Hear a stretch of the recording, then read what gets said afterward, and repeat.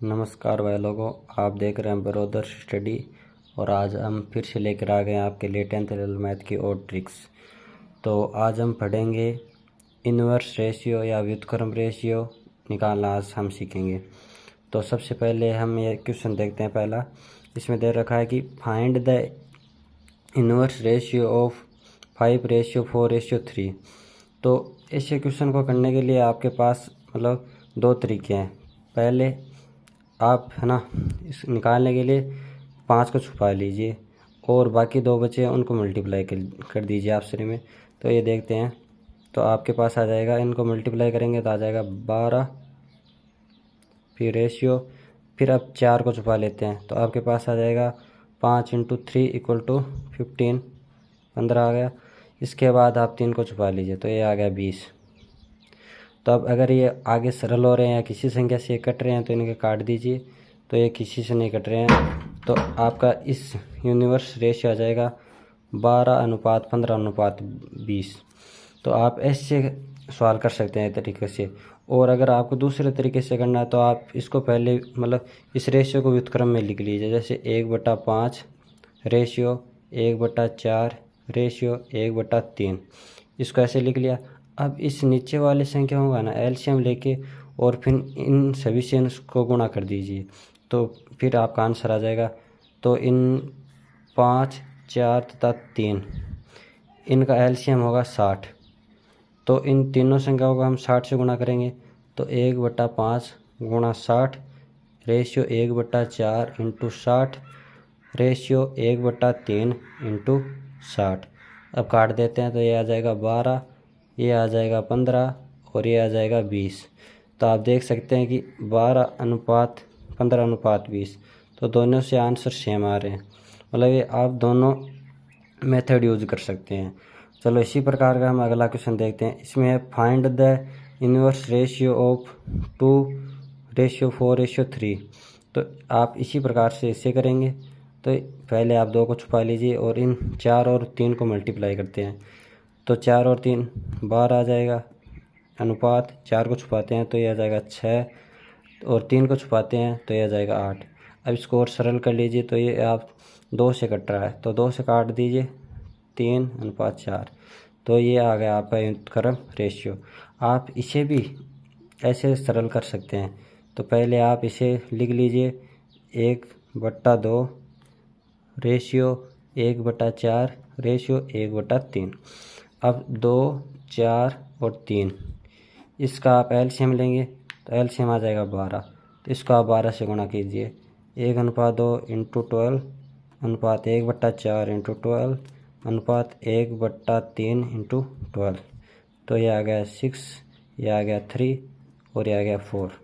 तो आपके पास आ जाएगा 6:3:4। तो ये आपके पास ऐसे क्वेश्चन हो सकते हैं। और इसी प्रकार अगर आपको यहाँ 3 संख्या दे रखी, अगर आपको यहाँ 2 संख्या मान लीजिए 2:3 दे रखा है तो आप उसका यूनिवर्स रेशियो कैसे ज्ञात करें। तो उसका ज्ञात करने के लिए आप है ना इन्हें आपसरी में बदल दीजिए तो वह इसका यूनिवर्स रेशियो आ जाएगा। जैसे 2:3 का यूनिवर्स रेशियो होगा 3:2। ये बिल्कुल इसी पर आधारित है। जैसे इसे छुपाओगे तो 3 बचेगा तो 3 को यहाँ रख दीजिए 2 को। और इसे इस तरीके से करेंगे तो 1/2 रेशियो 1/3। तो 2 और 3 का आपको एलसीएम पता 6 आएगा तो इससे 6 से गुणा कर देते हैं तो 1/2 × 6 अनुपात 1/3 × 6। तो आ जाएगा 3:2। तो इसी प्रकार ये आ गया। तो ये है आपके पास व्युत्क्रम रेशियो या इन्वर्स रेशियो। अब इसी तो हो गया। अब अगला देखते हैं, इसी पर आधारित ये एक और क्वेश्चन है 4:3 का इन्वर्स रेशियो ज्ञात करना है। तो आपको पता है कि इसको छुपा के या इसको आपसरी में बदल के आप ज्ञात कर सकते हैं। तो 4:3 का इन्वर्स रेशियो आएगा 3:4 आ गया। तो ऐसे क्वेश्चन एग्ज़ाम में बहुत पूछे जाते हैं। तो इनका करने का ये सबसे शॉर्ट ट्रिक है जो आपको मैं बता रहा हूँ। तो आप इसे छुपाकर और जो बचते हैं 2 उनको आपसी में मल्टीप्लाई करके और आप ज्ञात कर सकते हैं। तो ये था हमारा इन्वर्स रेशियो ज्ञात करने का। अब अगला हम देखते हैं यौगिक अनुपात या कंपाउंड रेशियो। तो ऐसे क्वेश्चन है ना एग्ज़ाम में बहुत पूछे जाते हैं। तो आप इसके लिए भी आप हमारे पास 100 ट्रिक्स है तो मैं आपको वो बताता हूँ। तो इसके लिए आपको है ना ये दे रखा है 2:3, 4:7 और 5:6 का यौगिक अनुपात कितना होगा। तो ऐसे क्वेश्चन करने से पहले आपको है ना जो इनका पहला कंपाउंड है या पहला यौगिक है उनको आप श्री में है ना आप मल्टीप्लाई कीजिए तथा सेकंड को आप श्री में मल्टीप्लाई करके और उसको अनुपात के रूप में लिख लीजिए। जैसे पहले इसका मतलब हम फॉर्मूला तैयार कर लेते हैं। तो मान लीजिए हमारे पास दे रखा है कि M/N, P/Q और R/S के लिए यौगिक अनुपात कितना होगा। तो मैंने बताया कि आप पहले इसके है ना जो आपको अनुपात दे रखा है इनके पहले यौगिक को आप श्री में मल्टीप्लाई कर लीजिए। तो ये आ जाएगा M/P/R कर लिया और इसको अनुपात के रूप में लिख के और सेकंड को और मल्टीप्लाई कर लीजिए। तो सेकंड को करेंगे तो N/Q/S।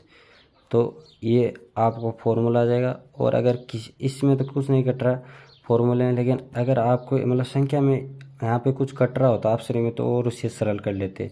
तो यह है फॉर्मूला कंपाउंड रेशियो ज्ञात करने का या यौगिक अनुपात ज्ञात करने का। तो इसी पे आधारित है ये क्वेश्चन। तो इस क्वेश्चन को हम देखते हैं। तो इसमें दे रखा है 2:3, 4:7 और 5:6 का यौगिक अनुपात ज्ञात कीजिए कितना होगा। तो चलो इसको ज्ञात करते हैं। तो इसको पहले लिख लेते हैं 2:4:5 अनुपात 3:7:6 लिख लिया।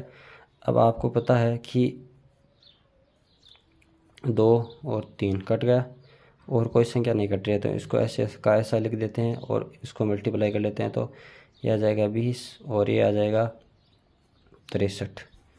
तो ये आपका इसका आंसर आ गया। ये क्वेश्चन है ना ऐसे क्वेश्चन SSC में बहुत पूछे जाते हैं।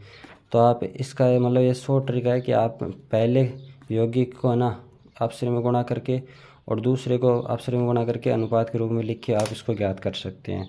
तो इसी के आधारित एक और क्वेश्चन देखते हैं जिसमें हमें दे रखा है कि 4:9 व 3:2 और 7:9 का कंपाउंड रेशियो या यौगिक रेशियो ज्ञात कीजिए। तो इसका हम ज्ञात करते हैं। तो आपको सबसे पहले मतलब पहले कंपाउंड का गुणा करना है। तो 4:3 4 × 3 × 7 रेशियो 9:2 × 9। तो जो है ना इसको सरल कर लेते हैं। तो 3 से 3 ये 2 तो इसका आ जाएगा 14 और 27 मतलब 14:27 आ गया इसका। तो ऐसे क्वेश्चन है ना बहुत सरल होते हैं और आपको इस शॉर्ट ट्रिक से और भी सरल लगेंगे। इसमें कुछ हार्ड नहीं है 10th लेवल मैथ में। तो आप अपने दोस्तों के साथ शेयर कीजिए ज़्यादा से ज़्यादा और हमारे चैनल को सपोर्ट कीजिए। और आपको और बहुत सी ट्रिक देखने को मिलेगी 10th लेवल मैथ की, जीके की, रीजनिंग की, कंप्यूटर सब कुछ मिलेगा हमारे चैनल पे। तो आप अगर कंपटीशन एग्ज़ाम की तैयारी करना चाहते हैं तो हमारे चैनल पे से ज़रूर जुड़ें और इसे ज़्यादा से ज़्यादा अपने दोस्तों को शेयर करें। जय हिंद, जय भारत।